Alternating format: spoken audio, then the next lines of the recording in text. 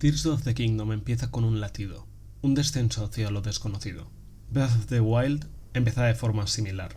En un sitio desconocido te pedían que te alzases y contemplases Hyrule. Pero Tears of the Kingdom te hace bajar, te obliga a ir a las entrañas de una maldad que ha estado atormentando el reino durante milenios. Ya no te enfrentas a un mundo hostil y dividido, te enfrentas a alguien en concreto, a su odio, a su maldición. Te hace caer en lo más bajo, te arrebata la espada maestra, tus corazones y finalmente a Zelda. Antes de pedir que te alces a mirar al paisaje, Tears of the Kingdom te lo quita todo, para luego darte la vista más alta y grandiosa que puede darte.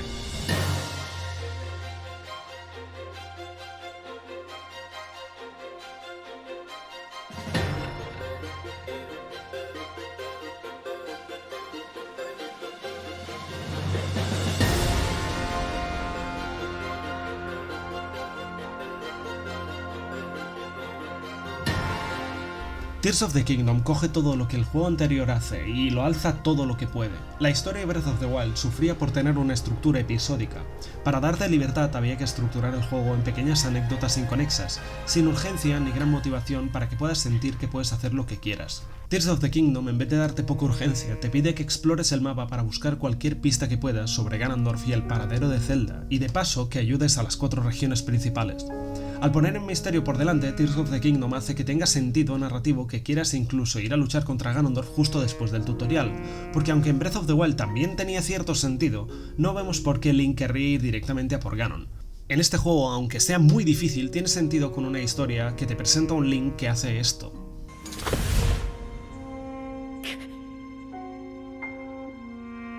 La desesperación de Link en este momento supera la mayoría de momentos de Breath of the Wild. Las escenas más intensas de ese juego son en un pasado lejano que solo da contexto. Así que aunque su intensidad es subjetiva, mi argumento gana potencia por el simple hecho de que las escenas potentes de Tears of the Kingdom tienen un efecto muy directo en la historia del juego. La historia de Tears of the Kingdom es mucho más catastrófica, las regiones están al borde de ser destruidas, amenazando acabar con los ecos del antiguo Hyrule que descubríamos en Breath of the Wild. Esta tensión narrativa constante me empujó a hacer la historia lo más prioritario posible, pero también los santuarios. En el juego anterior me dejó los santuarios para después de derrotar a Ganon, ya que lo veía como una tarea tediosa, pero al ser testigo de la enorme fuerza de Ganondorf quería ir con todo mi poder contra el rey demonio. Ver cómo los Goron se volvían reacios a actuar ante su destrucción por culpa de lo que son básicamente drogas, ver cómo Sidon no podía moverse de su sitio porque si se movía los Zora estaban condenados, llegar al poblado Orni y ver cómo se dispersaron por la montaña por un intento desesperado de encontrar comida, o encontrar la gran ciudad de Gerudo reducida a un pueblo forzado a vivir en refugios de tal manera que no pueden imponer su propia cultura, y sobre todo la desaparición de Zelda. Me dejaron ser testigo de la desesperación de Hyrule y la huella que dejó Ganondorf con solo despertar y moverse un poco. Todo por culpa de Ganondorf. Eso me motivó muchísimo a ser fuerte y reclamar todo lo perdido. Pero el misterio de Zelda es la otra cara de todo esto. Zelda ha sido transportada al pasado y se vuelve parte de los mitos del reino, dando muchísimo más sentido al título de la saga. Las lágrimas de dragón te muestran cómo Zelda pasó a formar parte de los cimientos de lo que un día se volvería el Hyrule de Link, el tuyo, y al no ser secuenciales da paso a un descubrimiento de carácter casi arqueológico. Vas buscando cada una de las lágrimas para poder ver el tapiz entero, un tapiz del cual yo he podido sacar muchos mensajes. Los temas que he podido sacar de esta historia me han dado bastante que pensar, que es algo que no me esperaba de Zelda. Aún así, no he jugado a tantos juegos de la saga, y por otra parte, quiero aclarar que no es malo que una historia no te haga cuestionar cosas. Al fin y al cabo, esta saga la equivaldría a fábulas y leyendas. Aunque hay valores y moralejas, no son complejas ni rompedoras, y yo personalmente gano mucho más disfrutando de esta saga como cuentos.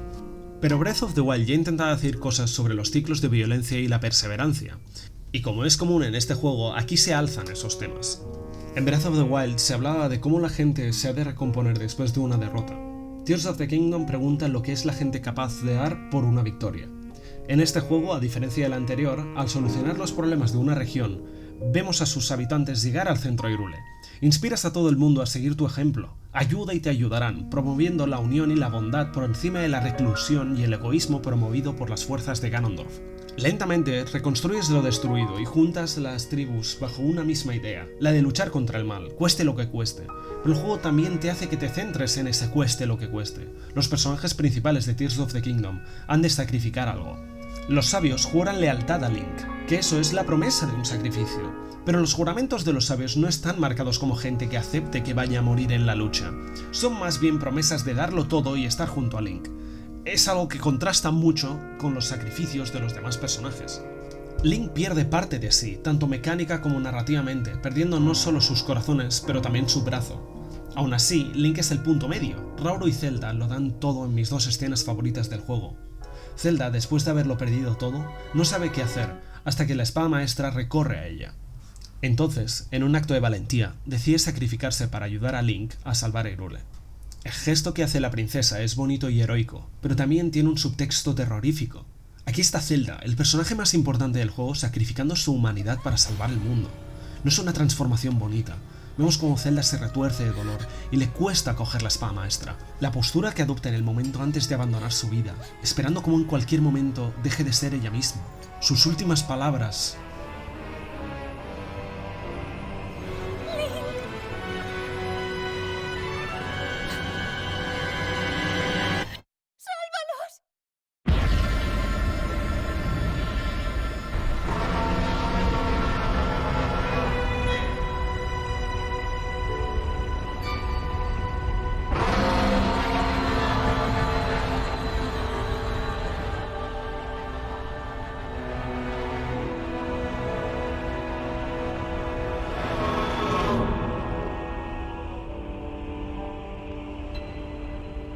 resonaron dentro de mi cabeza.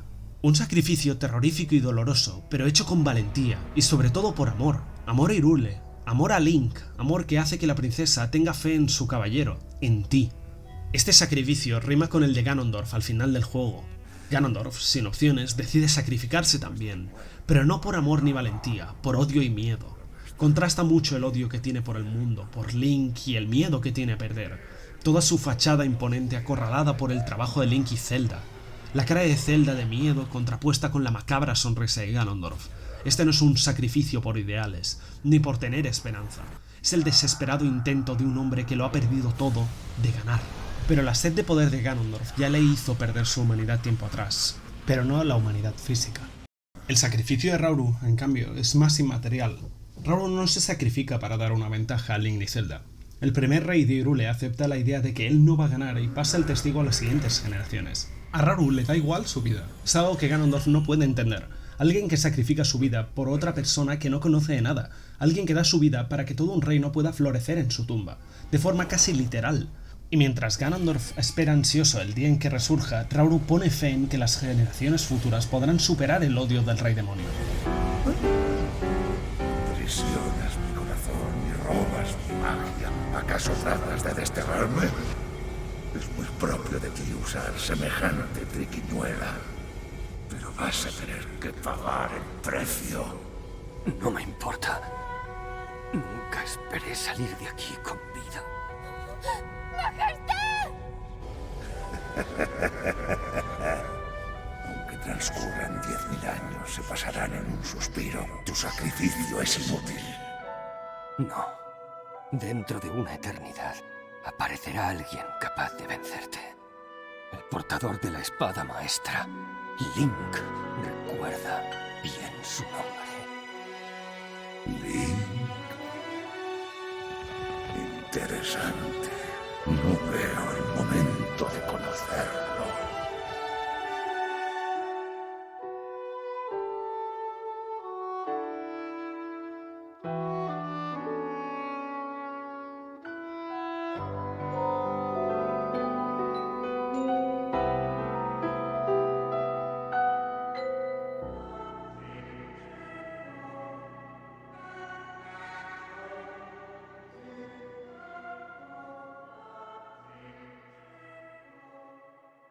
Yo personalmente veo un mensaje de progresismo contra conservatismo. Fue volviendo a jugar contra el jefe final cuando caí en ese tema.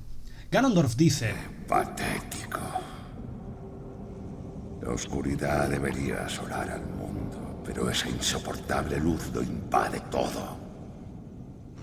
El mundo está repleto de cobardes pacifistas que campan a sus anchas. En épocas pasadas sí que había verdadero sufrimiento.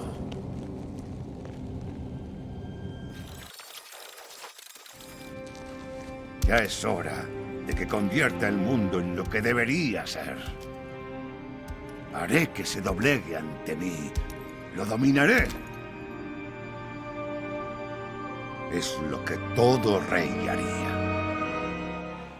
Claramente, remarca cómo la gente de hoy en día no sabe lo que es vivir de forma difícil y muestra su intención de hacer que la gente vuelva a pasarlo como la gente del pasado. Cabe decir que este discurso de odio al progreso pacífico del presente y de la nostalgia de la violencia pasada, donde alguien como Ganondorf saldría ganando por su poder violento, me hizo pensar sobre todo en el entorno en que el mundo se encuentra ahora. Pero estos mensajes y temas parece que hayan dejado atrás a las personas de esta historia. En Breath of the Wild, Ganon no tenía personalidad alguna. Era una fuerza de la naturaleza, el odio y la malicia encarnados en un monstruo. Para la historia de Breath of the Wild, enfrentarse a una fuerza de la naturaleza tiene sentido. Ganon es la fuerza inamovible que aparece una y otra vez, y en una historia de recuperar el mundo, de la relación de la humanidad con la naturaleza, Ganon funciona. Ganondorf funciona como villano en Tears of the Kingdom, pero falla como personaje. No tiene motivación, siempre está hablando de sus metas, pero no la motivación tras ellas. Los personajes para ganar empatía necesitan motivaciones buenas, o incluso en el caso de villanos, para ganarse el desdén de la audiencia, los villanos tienen motivaciones poco empáticas, o al menos interesantes, como torturar a su alma gemela heroica, vengarse del mundo por los abusos recibidos, o coger la tierra que su pueblo anhela. No vemos lo que empuja a Ganondorf a querer conquistar Hyrule, no vemos el origen de su odio. Es verdad que en Ocarina of Time no vemos la motivación de Ganondorf, pero sus acciones pesan más que en Tears of the Kingdom. Lo primero que vemos que hace es infectar al protector de los Kokiri y matarlo. La única protección de Link es asesinada lentamente delante de nosotros. Cuando vas a coger la espada maestra, ves cómo Zelda ha de huir de Ganondorf, y cuando tiene la oportunidad de matarte, no lo hace, porque tiene cosas más importantes que hacer. Ganondorf te menosprecia y cuando coges la espada maestra se aprovecha de ti para conseguir la trifuerza. Las acciones más malvadas de Ganondorf afectan directamente a Link. Para cuando somos adultos vemos las consecuencias de no haber podido parar a Ganondorf. A Tears of the Kingdom le falta esa presentación que Ocarina of Time tenía. Nos da un Ganondorf y nos pide que asumamos todo lo que hay detrás. Los ataques a las tribus son impersonales y los de las postas muy flojos. Ganondorf acaba siendo algo que solo es aguantado por la carga que trae el personaje por los juegos pasados y su fuerza presencial, que no es poca.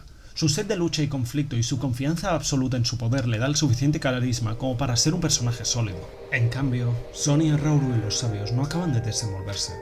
Los sabios de antaño explican la misma historia en un juego que le da igual si ves el último recuerdo primero, cosa que no tiene sentido. Los sabios podrían explicar un cuarto de una historia entera con un orden concreto, y aún así no dañaría la idea de ir a los templos en cualquier orden, ya que las lágrimas ya hacen eso. No vemos los orígenes de los sabios originales. Al menos cada uno podría haber explicado algo distinto. Por ejemplo, cómo Ganondorf conquistó sus regiones. Sin ir más lejos, nunca se trata como las Gerudo rechazaron a su rey original. Yunobo, Tulin, Sidon y Riju al menos tienen un desarrollo relacionado con el tema de la comunidad. Rauru es el personaje que se desenvuelve más, sin contar a Zelda, pero lo que le falla es su contraste al tratar con esta. Rauru recuerda al padre de Zelda en Ocarina of Time, por su error de hacer la vista gorda a Ganondorf. Pero no tiene absolutamente ninguna razón para hacerlo. En Ocarina of Time el padre de Zelda no se tomaba en serio a una niña, aunque en uno de los finales del juego sí se la tomaba en serio, dando a paso a Twilight Princess. Según Rauru, quiere tener a Ganondorf controlado, pero no hay ningún motivo para dejarle campar a sus anchas a ver qué hace. La historia llama la atención a ese error, por su culpa Sonia muere y Ganondorf asciende. En el flashback después de la muerte de Sonia, Rauru se culpa a sí mismo, a su arrogancia, pero no hemos tenido otros momentos para ver esa supuesta arrogancia. Zelda en esta situación también me frustró, porque Zelda nunca muestra ninguna frustración respecto a la situación. En un momento que debería haber sido un reflejo del llanto de Zelda en el juego anterior, la princesa cayendo en desesperación ante el inamovible destino. Me hubiese gustado ver a Zelda con furia esta vez, espetando al supuestamente orgulloso rey. Ante este orgullo lo único que recibirá será muerte, pero se pasa por encima de todo esto y sobre todo por encima del que considero el personaje más desaprovechado de toda la saga, Sonia. En Breath of the Wild, Zelda no tenía ninguna figura materna, y al llegar al pasado conoce a la madre perfecta, la madre de Hyrule, Sonia. Sonia cree instantáneamente en Zelda, viendo su parecido en ella y Rauru. Dudosas biologías aparte, Sonia le da un hogar y el apoyo que la madre de Zelda nunca pudo darle en la adultez de la princesa. También ayuda a Zelda a controlar sus poderes, pero en esta escena también se muestra el mayor problema con Sonia, ya que lentamente la conversación pasa a tratar de Link gracias en parte a Rauru. que no tiene motivos para estar allí. Rauru se desarrolla cuando es Sonia quien debería haber sido al menos igual de desarrollada que Rauru o más. Lo peor es cómo la muerte de Sonia solo afecta a personajes masculinos, sirviendo para un motivador de Rauru y una manera de conseguir poder para Ganondorf. Y espero que no haga falta que diga por qué un personaje femenino muriendo para el progreso de personajes masculinos es algo malo. Finalmente, me faltan momentos para Link. Hay un malentendido con el protagonista de la saga, que al ser un personaje mudo no tiene personalidad, pero nada más lejos de la verdad. Todos los Links, desde que las consolas pueden usar cinemáticas potentes, han sido personajes distintos entre ellos con personalidades claras y marcadas. Pero esta vez hay tan pocas ocasiones donde Link puede expresarse que parece que le emocione más crear una comida buena que rescatar a Zelda. Es otro sacrificio hecho por el querer libertad. No se puede hacer cinemáticas dramáticas cuando no sabes que otras escenas han pasado. Por eso me veo obligado a hacer la vista gorda, porque tampoco había muchas otras alternativas buenas. El mayor problema con los personajes es la falta de información. Los personajes no explican todo lo que podrían explicar y dejan en el aire muchos misterios. Y aunque eso no es implícitamente bueno ni malo, hay misterios propuestos aquí que entran en conflicto con lo establecido de la saga. Breath of the Wild pasa 10.000 años después de todos los Zeldas. Para poner perspectiva, hace 10.000 años las personas que había no sabían ni escribir. Hyrule es un sitio viejo y olvidado, lleno de recuerdos de tiempos de leyendas. Pero el problema viene que con esta distancia temporal hace que los juegos no se sientan partes de la misma línea temporal. Las referencias a otros juegos están ahí, pero son tan difusas que los juegos originales se sienten como historias, leyendas que no son parte del mundo, aunque lo sean realmente. Los Zeldas suelen conectar de forma directa, sobre todo los desarrollados por Nintendo. Los 3 primeros juegos fueron concebidos como una trilogía. Ocarina of Time conecta directamente con Majora's Mask, Twilight Princess y Wind Waker, y los juegos de Game Boy conectaban entre ellos, y lo mismo pasaba con los de Game Boy Advance y Force Wars Adventures. Y además, tarde o temprano todas las sagas internas lentamente volvían a Ganon o venían de Ganon. La única conexión relevante entre los otros Zeldas y Breath of the Wild y Tears of the Kingdom es la reencarnación de los personajes, el eco del destino de toda la saga. Pero no es consecuencia de otros juegos directamente, ni es la precuela de otros juegos. El lore es algo que valoro mucho en Zelda, así que mientras jugaba estaba intentando encajar las cosas. La línea temporal de Zelda es algo que cogió mucha importancia en Skyward Sword. No era la cosa con más sentido del mundo, pero era algo donde los fans podíamos agarrarnos para entender la saga mejor. El problema entró en Breath of the Wild, que decía que estaba al final de todas las líneas temporales. Eso sería algo simple si no fuese porque también une las líneas temporales, cosa que no tiene ningún sentido, no solo como viaje en el tiempo, sino como dentro de la propia mitología del juego. En una saga con magia tan maleable que no se hayan tomado ni un momento a explicarlo ni fuera del juego, parece que Breath of the Wild sea una recogida de cable de que haya 3 líneas temporales. Y si se me permite la especulación, creo que eso está hecho justamente para poner referencias a los Zeldas anteriores sin que pierda el sentido. La teoría que he visto repetida más veces es que las líneas temporales se juntan cuando Zelda viaja en el tiempo en Tears of the Kingdom. La cosa es que la información que nos da Tears of the Kingdom es que Zelda ha viajado al pasado y ya está. En Ocarina of Time se nos dice que la espada maestra es un barco por el que atravesar el tiempo. Y aunque la saga nunca hace mucho con eso, aparte de sellar el tiempo en el Hyrule de Wind Waker, es algo establecido, pero no se usa. Y este juego sigue religiosamente las ideas de Ocarina of Time.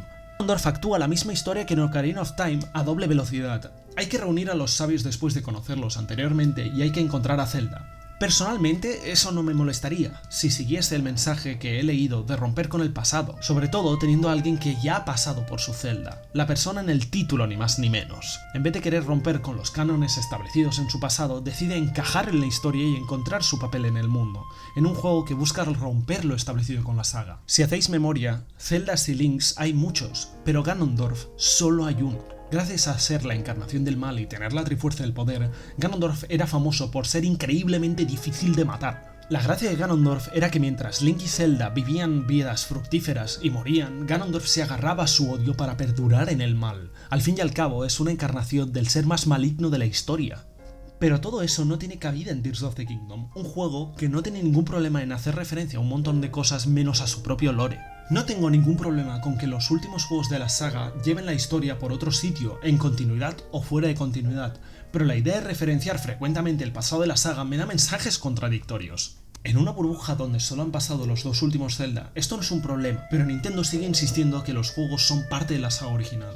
No entiendo cómo Breath of the Wild y su secuela tiene una batalla para rechazar y reescribir los juegos anteriores y a la vez abrazar las referencias y nostalgia. Siento que estas referencias dejan de ser los mismos objetos de tiempo atrás que han llegado hasta ti y son referencias del nivel de un cameo en una película de superhéroes. Si la gente que lleva la saga de Zelda quiere dejar atrás los juegos anteriores, podrían haber dicho que Breath of the Wild era un reboot, pero no lo hicieron y en vez de tener el compromiso de seguir la saga de forma orgánica, pusieron un vacío nebuloso de 10.000 años para que tuviesen libertad a la hora de crear el juego. La historia de Tears of the Kingdom es buena, pero no siento que la hayan tenido en cuenta a la hora de crear el juego y me frustra. Tiene todo lo que una gran historia tiene que tener, pero le falta esa alma que te hace conectar verdaderamente con ella. Es una historia de la eterna batalla del bien y el mal y los sacrificios que hay que hacer para poder rascar una unión contra la maldad implacable y poder hacer piña contra aquellas fuerzas que solo desean poder sin ninguna empatía ni responsabilidad. Pero le faltan esos momentos que nos recuerdan que estas historias, estas leyendas las protagonizan personas que ríen, lloran y se enfadan, villanos avariciosos que quieren destrozarlo todo, que evolucionan en sus travesías de avaricia o venganza hasta volverse monstruos, mientras su eterna oposición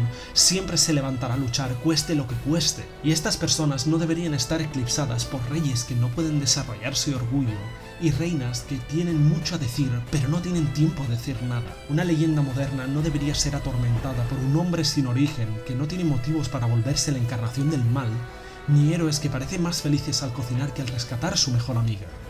Esta es una leyenda de Zelda, pero no pasamos tiempo en lo que piensa Zelda, en por qué Zelda quiere lo que quiere, cómo le afecta ver el origen de su reino, sus antepasados, ver otra figura materna morir. Este juego está lleno de grandes momentos con una escala increíble, como las peleas contra los jefes colosales, descubrir los templos olvidados, unir todo Hyrule bajo un mismo propósito, darte cuenta de cómo Zelda lo dio todo porque tú no pudiste ser lo suficientemente fuerte. Coger la espada maestra en este juego tiene una gran carga emocional esta vez, porque es un regalo de Zelda, es la promesa de que Link acabará con Ganondorf y no volverá a fallar. Este juego te hace sentir parte de una historia enorme de destino y sacrificio, en una batalla desesperada que ha durado eones, pero se olvida de su pasado, se olvida de que es parte de una leyenda aún mayor.